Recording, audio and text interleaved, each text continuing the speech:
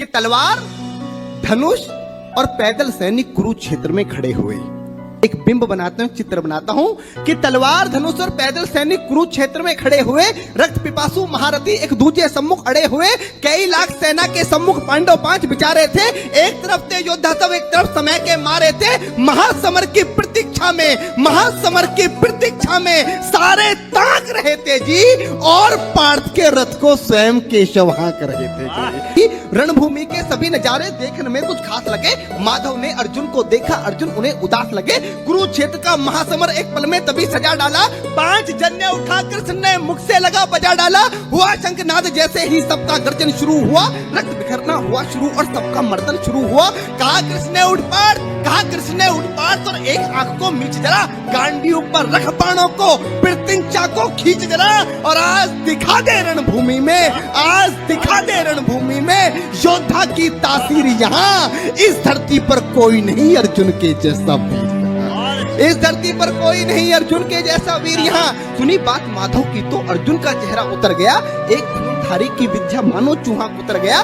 बोले पाठ सुनो कान्हा, बोले पाठ सुनो कान्हा, जितने ये सम्मुख खड़े हुए हैं, हम तो इनसे सीख सीख कर सारे भाई बड़े हुए हैं। इधर खड़े बाबा भीष्म ने मुझको गोद खिलाया है, गुरु द्रोण ने धनुष बाण का सारा ज्ञान सिखाया है, सभी भाई पर प्यार लुटाया कुंती मात हमारी ने, कमी कोई नहीं छोड़ी थी प्रभु माता गांधारी ने। ये जितने गुरुजन खड़े हुए हैं सभी पूजने लायक हैं, माना दुर्योधन दुशासन थोड़े से नालायक हैं। मैं अपराध क्षमा करता हूँ, अरे मैं अपराध क्षमा करता हूँ, बेशक हम ही छोटे हैं, ये जैसे भी हैं आखिर माधव सब ताऊ के बेटे हैं। ये जैसे भी हैं आखिर माधव सब ताऊ के बेटे हैं, और छोटे से भूभाग की खातिर हिंसक नहीं बनूंगा मैं। इंद्रप्रस्थ के इतने बड़े राज्य को एक धर्म से भटका हुआ योद्धा अर्जुन एक जमीन का टुकड़ा बताता है और भगवान से कहता है कि छोटे से भूभाग की खातिर हिंसक नहीं बनूंगा मैं, छोटे से भूभाग की खातिर हिंसक नहीं बनूंगा मैं, स्वर्ण ताकर अपने कुल का विध्वंसक नहीं बनूंगा मैं। अरे खून सने हाथों को होता राजभोग अधिकार नहीं, परिवार मारकर गद्दी मिले तो सिंहासन स्वीकार नहीं, परिवार मारकर गद्दी मिले तो सिंहासन स्वीकार नहीं। और रथ पर बैठ गया अर्जुन, रथ पर बैठ गया अर्जुन, मुंह माधव से मोड़ दिया, रथ पर बैठ गया अर्जुन, मुंह माधव से मोड़ दिया, आंखों में आंसू भरकर गांडीव हाथ से छोड़ दिया, आंखों में आंसू भरकर गांडीव हाथ से छोड़ दिया। गांडीव हाथ से जब छूटा माधव भी कुछ अकुलाए थे। भगवान ने सोचा कि इसने तो बेइज्जती करा दी, इससे अच्छा तो मैं शंखनाद नहीं करता, पर भगवान अपनी बेइज्जती कभी स्वीकार नहीं करते कि गांडीव हाथ से जब छूटा माधव भी कुछ अकुलाए थे। शिष्य पार्थ पर गर्व हुआ, मन ही मन हर्षाए थे। भगवान ने सोचा इसका सब कुछ जा रहा है, लेकिन यह भी परिवार की बात कर रहा है, संस्कार की बात कर रहा है, तो कहीं ना कहीं मेरे संस्कार है कि गांडीव हाथ से जब छूटा माधव भी कुछ अकुलाए थे। शिष्य पार्थ पर गर्व हुआ, मन ही मन मुस्काए थे। मन में सोच लिया अर्जुन की बुद्धि न सटने दूंगा, समर भूमि में पार्थ को कमजोर नहीं पड़ने दूंगा। धर्म बचाने की खातिर एक नव अभियान शुरू हुआ।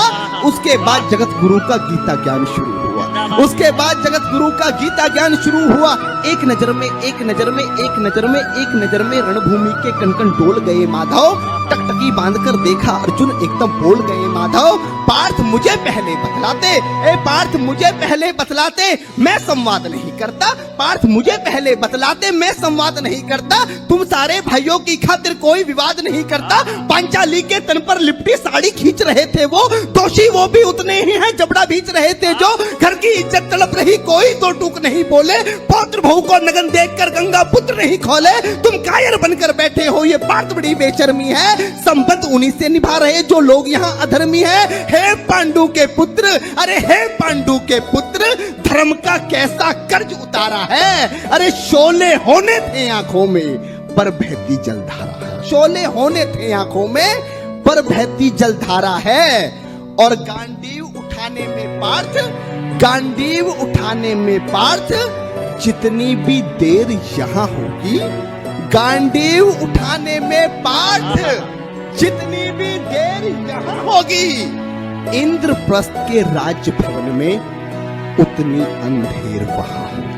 अधर्म धर्म की गहराई में खुद को नाप रहा अर्जुन, अश्रुधार फिर तेज हुई और थर थर कांप रहा अर्जुन।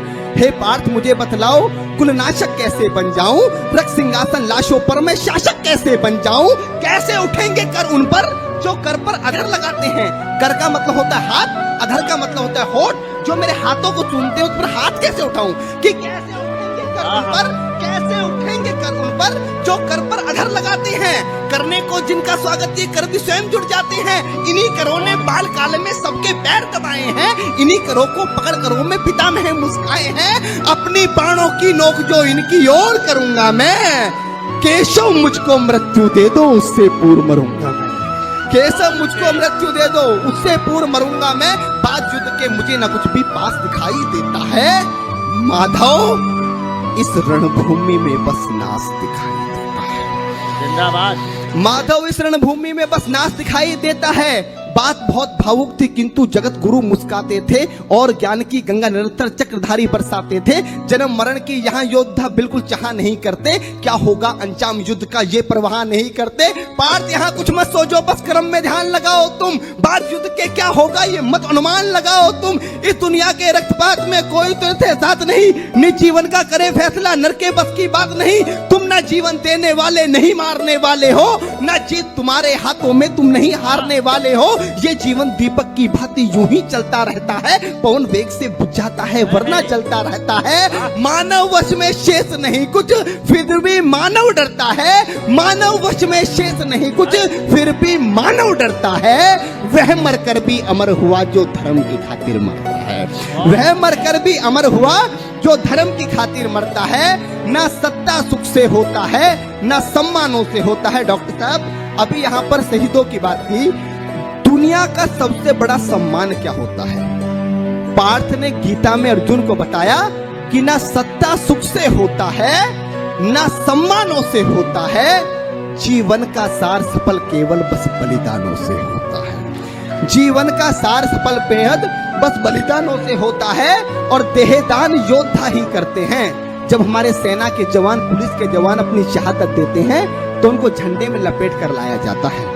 ये सबसे बड़ा सम्मान है। वही पंक्तियां माधव ने कहा कि ना सत्ता सुख से होता है ना सम्मानों से होता है। मेरे जीवन की डॉक्टर साहब सर्वश्रेष्ठ पंक्तियां दे रहा हूं अपने जीवन की, कि ना सत्ता सुख से होता है ना सम्मानों से होता है। जीवन का सार सफल केवल बस बलिदानों से होता है। और देहदान योद्धा ही करते हैं। देहदान योद्धा ही करते हैं, ना कोई दूजा जाता है। देहदान योद्धा ही करते हैं, ना कोई दूजा जाता है। रणभूमि में वीर मरे तो शव भी पूजा जाता है।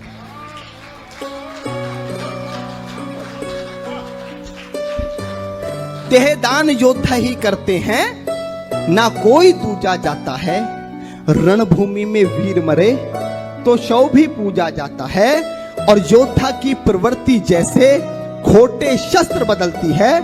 कविता की एक सर्वश्रेष्ठ पंक्तियां देता हूं, क्योंकि गीता में भगवान कृष्ण बताना क्या चाह रहे थे कि योद्धा की प्रवृत्ति जैसे खोटे शस्त्र बदलती है। पंक्ति पर आपका ध्यान चाहूंगा कि योद्धा की प्रवृत्ति जैसे खोटे शस्त्र बदलती है, वैसे मानव की दिव्य आत्मा दैहिक वस्त्र बदलती है। बहुत अच्छी बात, बहुत बढ़िया। वैसे मानव की दिव्य आत्मा दैहिक वस्त्र बदलती है।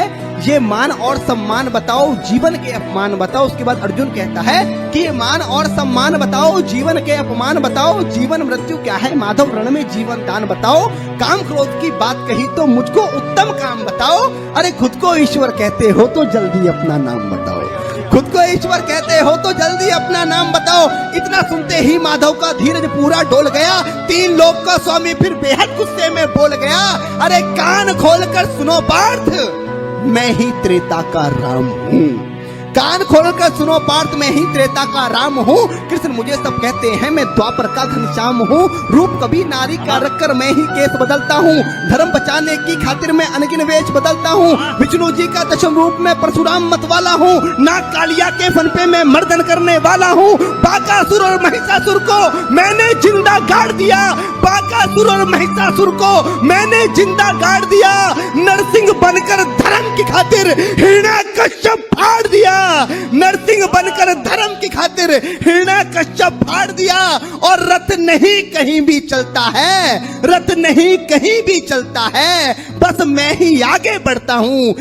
गांडीव हाथ में तेरे है, पर रणभूमि में मैं लड़ता हूं। कि रथ नहीं तनिक भी चलता है, बस मैं ही आगे बढ़ता हूं। गांडीव हाथ में तेरे है, पर रणभूमि में मैं लड़ता हूं। जैसे ही मेरे माधव का कद थोड़ा सा बड़ा हुआ, सहमा सहमा सा था अर्जुन एकदम रथ से खड़ा हुआ। माँ गीता के ज्ञान का सीधा हृदय पर प्रहार हुआ। मृत्यु के आलिंगन हेतु फिर अर्जुन तैयार हुआ। मृत्यु के आलिंगन हेतु फिर अर्जुन तैयार हुआ कि जितने यहाँ अधर्मी हैं चुन चुन कर उन्हें सजा दूंगा। इतना रक्त बहाऊंगा, धरती की प्यास बुझा दूंगा। जिधर बाण चले पार्थ के सब पीछे हट जाते थे, रणभूमि के कोने कोने लाशों से पट जाते थे। धर्मराज के शीश के ऊपर राज मुकुट की छाया थी। भगवान ने युद्ध जितवा दिया, युधिष्ठिर का राज अभिषेक हुआ। कविता की अंतिम दो पंक्तियां कि धर्मराज के शीश के ऊपर राज मुकुट की छाया थी, पर सारी दुनिया जानती थी ये बस केशव की माया थी। कि धर्मराज के शीश के ऊपर राज मुकुट की छाया थी, पर सारी दुनिया जानती थी ये बस केशव की माया थी। और धर्म किया स्थापित जिसने, धर्म किया स्थापित जिसने, दाता दया निधान की जय। हाथ उठाकर सारे बोलो चक्रधारी भगवान की जय।